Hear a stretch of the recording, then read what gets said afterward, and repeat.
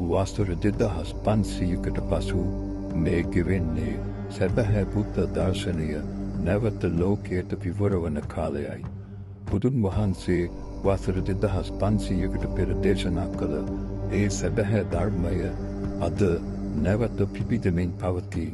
තවත් වසර 2500ක් ඉදිරියට මේ බුද්ධ ශාසනය පැවතීමට නම් සැබෑ බුද්ධ දර්ශනය හෙළිවිය යුතු බව එදා රහතන් වහන්සේලා නුවණින් දැක වදාළසේක. අද බුද්ධෝත්පාද ආර්යයන් වහන්සේ ලෝකයට හෙළි කරන්නේ වසර ගණනාවක් යට වී තිබූ සැබෑ විදර්ශනා ධූරයයි.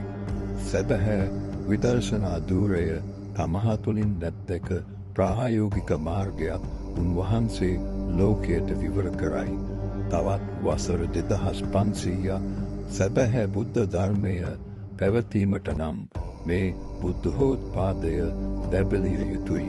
අද වන විට සැබෑ බුදුදහම රඳා පවතින්නේ බුද්ධෝත්පාදෝ දේශනා මතයි. වැඩි කාලයක් නොගොස් ලොව ඇති සියලුම ආගම් බිඳ වැටේ.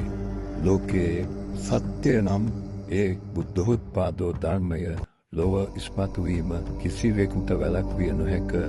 අනාගතයේ සියල්ල පිළිගන්නේ සත්‍ය ධර්මය පමණි. ඒ පවතින්නේ මේ බුද්ධෝත්පාදෝ දේශනා තුළිනි.